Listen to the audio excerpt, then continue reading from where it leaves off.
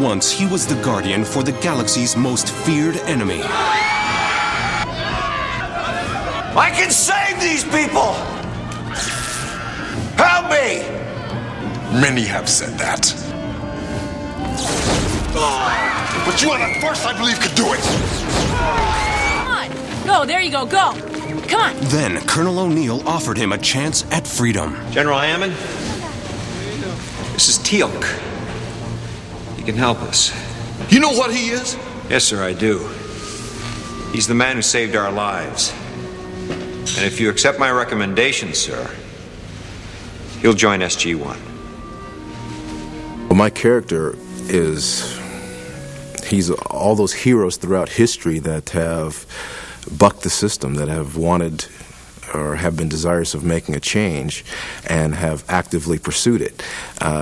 When I read the pilot, I was so excited to play this part because Teal'C is a rebel in a society that doesn't give room for rebels.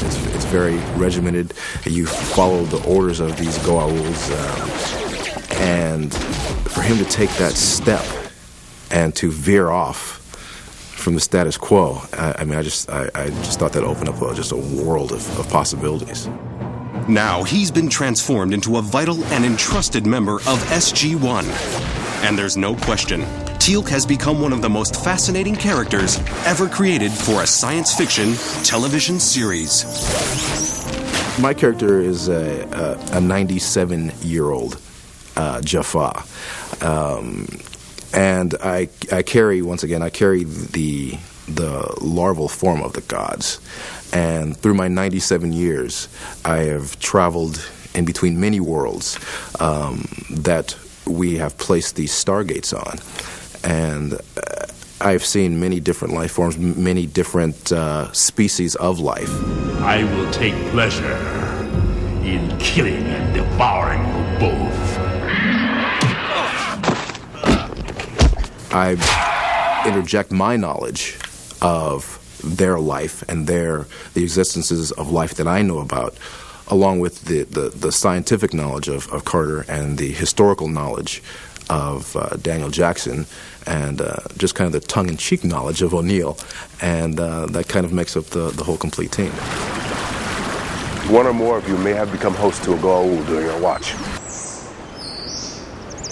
All right, anybody with a snake in their head, raise their hand. Well, a lot of times it can be a burden because I can see where the human race is straying off the course. And I can interject little tidbits here and there. What technologies do you seek? You tell me. What's out there? There is a creature that lives on an unpopulated world. It possesses powers of invisibility. Oh my God.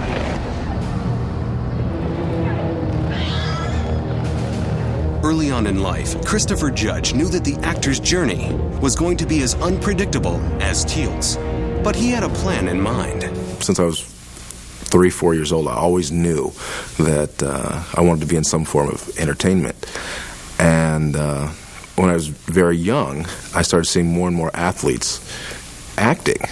And I thought that would be a quicker route to success as an actor, is to make a name for myself as some sort of sports personality, and that'd be an easier segue into acting.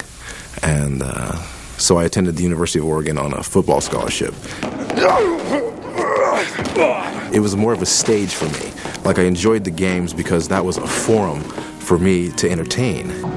Playing a Jaffa who spends much of his time exploring alien worlds is a far cry from the roles Judge had played before he came to Stargate SG-1. Well, a lot of the roles I've done have been very narrow in scope, in that they are always the disenfranchised cop, or the cop who came from a bad neighborhood and was angry about the way things were going in this particular environment that he was in, and felt helpless to make a change. And that's not only frustrating as a person, it's frustrating as an actor. Apophis is a false god. Apophis is my god. Then who am I, my son? The traitor, the vile one. I am your father, and I have much love for you. My god loves me. You are flesh and blood as I am, my son. Apophis lied to you. You lie! You said you would come back, but you never did. This role, on the other hand, is I can actively make changes in these different worlds that we go to, especially worlds that I have previously been on in another capacity. And I come back to these worlds in a different capacity and can affect the change, and a change in my personal relationships with all these indigenous and sometimes not indigenous life forms. Hanno's father is not the first nor the last of those whose lives I've taken. And I have done far worse, O'Neill.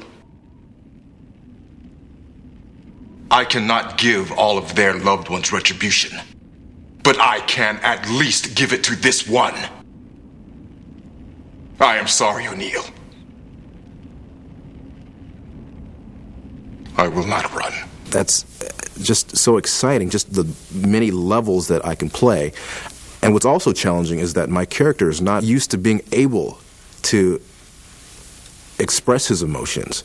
And so the challenge for me to try to make my emotions felt through not saying a lot of words, but just letting things play across my face and body. And I just think that's such a challenge as an actor. You challenged the gods themselves and won. Among many on Teal'C, you are as revered as the gods once were. I think when you use situations on a parallel world that mirrors situations on Earth, then maybe that make people stop and think about the wars we fight and what they're for, and the way we treat people, and what is the result of how we interact with people, and the thoughts that we think of other races or other cultures or other religions. Many of us have loved ones among the touched. My own father is there. But we accept that we cannot help them. Therefore, they are dead to us. How can you be so without heart? Judge will be the first to admit that the producers and writers try to add humor whenever it's appropriate, to offset the dramatic storylines. You are O'Neill, Teal'C's apprentice. Yeah. Apprentice. Also a warrior of great skill and cunning. Apprentice. This show has such a great humor in it. Not only the humor that is interspersed just between the differences of our characters, but just seeing the rituals and the customs of other worlds that we go to that we think are strange or what have you. This is different. And just the rituals that we have that they think are strange, and just the out and out hilarity in some of the situations and just the way we interact with each other. Colonel O'Neill? Lucy, I'm home. I am not Lucy. I know that. It was a reference to an old TV. Never mind, open the door. Since joining SG-1, Teal'c has braved one deadly battle after another and volunteered for the most perilous missions. One small step for Jafar. Very nice. But one thing always remains, that mysterious gold emblem seared into his forehead. This brand is actually worn by the race that I am, known as Jaffa, which signifies the Imperial Guard of the Imperial Serpent Guard, and we are in service to the Goa'ul's, gods, for lack of a better term. And the gold in it signalizes that I am the first prime, which is the leader of all the Serpent Guards. And these are actually branded on us when we are young, and as we go through the different ranks, they are different colors. When I defect, I mean, I can discard all my armaments and all of my the apparel that I've taken, but once I've decided to leave the Serpent Guard, this is the one aspect of that I am left with, and that I will carry for the rest of my life, even though I have broken away from the Serpent Guard. You're part of this family now. We're not leaving you behind. If there was a Stargate, I would definitely be the first to sign up for the list of people going through.